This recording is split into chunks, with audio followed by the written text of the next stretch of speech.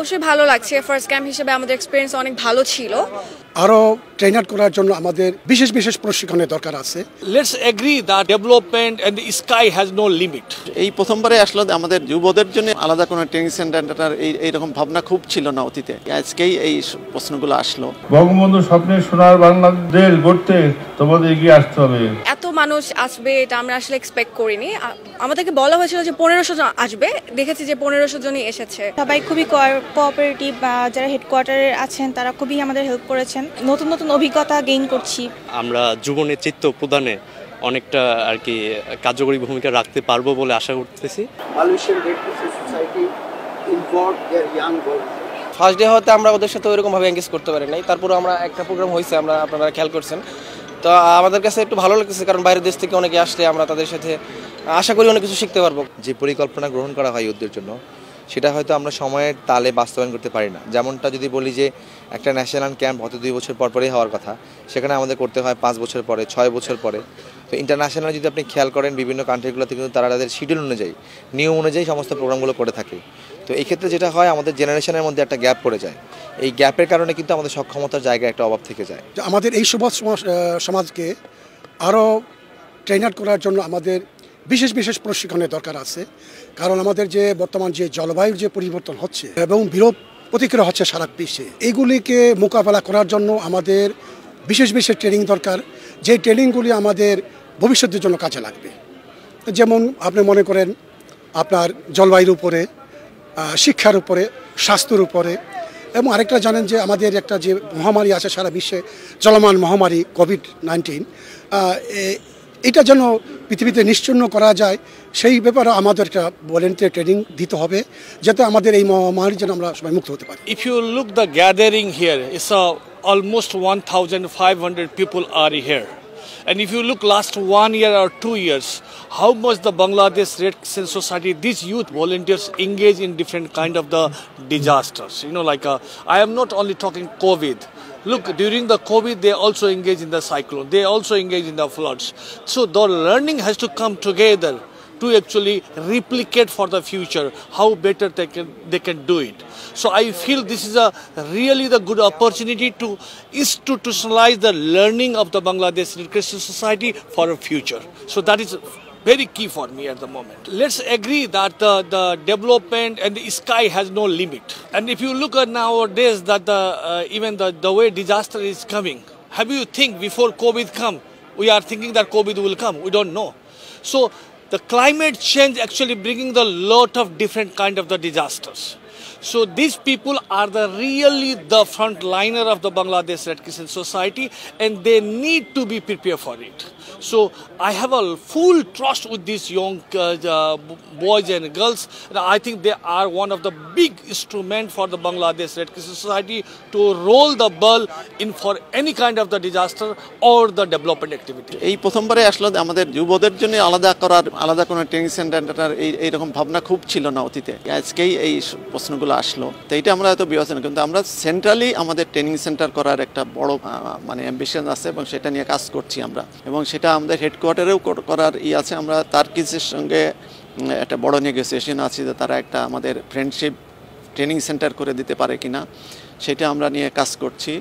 আর আমাদের গাজীপুরে আমাদের কালিয়া এই যে জিরা এখানে কিছু জায়গা জমি আছে আমাদের, সেখানে কীভাবে ডেভেলপ করা যায়, এই ট্রেনিং সেন্টার করা যায়। প্লাস আমাদের হেডকোয়ার্টারে কিন্তু বড় জায়গা আছে আমাদের, সেখানেও একটা ডরমেটরি কাম এই ট্রেনিং সেন্টার করা বিষয়গুলো আমরা বিবেচনা করছি। আর আজকের কিছু আসলো যে সরকার থেকে আমরা কোনো আলাদা যুবদের জন্য কিছু আলাদাভাবে একটা সেন্টার টেন্ডার করা যায় কিনা, সেক্ষেত্রে আমাদের মাননীয় প্রধানমন্ত্রীর কাছে দৃষ্টি আকর্ষণ করে ওনার কাছে আমরা একটা এই অঞ্চলে যে আসলো যে একটা ভালো ল্যান্ড আমরা পাইতে পারি কিনা, সেটা হয়তো আমরা খুব শীঘ্রই এই প্রসেসটা শুরু করব। তবে আমাদের ট্রেনিং সেন্টারের অভাব আছে, এবং আসলেই আমাদের অনেক ট্রেনিং বাইরে দিতে হয়, অনেক কস্ট বাইরে চলে যাচ্ছে, যে তার থেকে আমরা আর্নিং করতে পারতাম।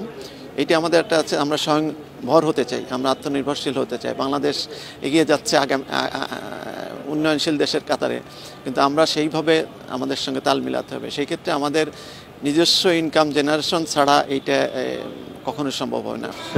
ভাই বোনরা, তোমার আগামী দিনের ভবিষ্যৎ বঙ্গবন্ধু স্বপ্নের সোনার বাংলাদেশ গড়তে তোমাদের এগিয়ে আসতে হবে। আমার বিশ্বাস রেড ক্রিসেন্ট আন্দোলনের 7টি মৌলিক নীতিমালা যথা মানবতা, পক্ষপাতহীনতা, নিরপেক্ষতা, স্বাধীনতা, স্বেচ্ছাসেবকমূলক সেবা, একতা, সার্বজনীনতা হৃদয় লালন করে যদি কেউ মানব কল্যাণে নিজেকে নিয়োজিত করে অবশ্যই সেই ব্যক্তি সফলকামী হবে। স্বেচ্ছাসেবক ক্যাম্প থেকে অর্জিত জ্ঞানকে কাজে লাগিয়ে তোমরা নিজেকে দেশের রেড ক্রিসেন্ট সোসাইটি মানবিক কার্যক্রম বাস্তবে আরও গুরুত্বপূর্ণ অবদান রাখবে বলে আমি বিশ্বাস করি। প্রিয় স্বেচ্ছাসেবক ভাই বোনেরা, ভারতের সাবেক রাষ্ট্রপতি APJ আব্দুল কালামের বিখ্যাত একটি উক্তি কোট করছি, স্বপ্ন দেখা নয় যেটা মানুষ ঘুমিয়ে ঘুমিয়ে দেখে, স্বপ্ন সেটাই যেটা পুনরায় প্রত্যাশা মানুষের ঘুমাতে দেয় না, আনকোট। ভারতের বিশিষ্ট বিজ্ঞানী ও দেশটির সাবেক রাষ্ট্রপতির এই উক্তির সঙ্গে সবাইকে মানিয়ে নিতে হবে। তারুণ্যের বাস্তব স্বপ্ন দেখতে হবে, যে স্বপ্ন তোমাদেরকে সবসময় তাড়িত করবে, সেই স্বপ্নই তোমাদের যোগ্য, দক্ষ দেশপ্রেমিক হিসাবে গড়ে তুলবে। তোমরা ঘুমিয়ে ঘুমিয়ে স্বপ্ন না দেখে জেগে উঠে রেড ক্রিসেন্টের 7টি মৌলিক নীতিমালাকে হৃদয়ে লালন করে আত্মমানবতার সেবায় নিজেদেরকে নিয়োজিত করো। পুরো উপস্থিতি, বাংলাদেশ দুর্যোগ প্রবণ একটি দেশ।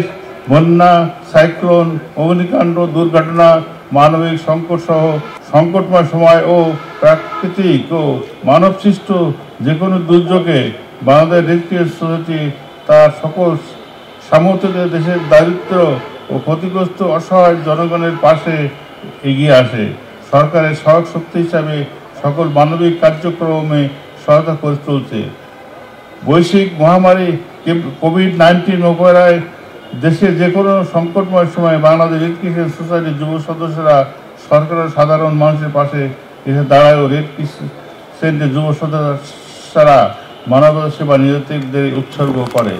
বাংলাদেশ রেড ক্রিসেন্ট সোসাইটি পরিচিত যুব রেড ক্রিসেন্ট কার্যক্রম আন্তর্জাতিকভাবে স্বীকৃত একটি কার্যক্রম।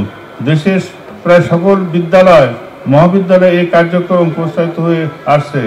দেশের যুব সদস্যের মধ্যে মানবিক গুণাবলী ও নেতৃত্বের বিকাশ ও সর্বস্তরে স্বেচ্ছাসেবার মনোভাব সৃষ্টি এই কার্যসূচির মূল লক্ষ্য।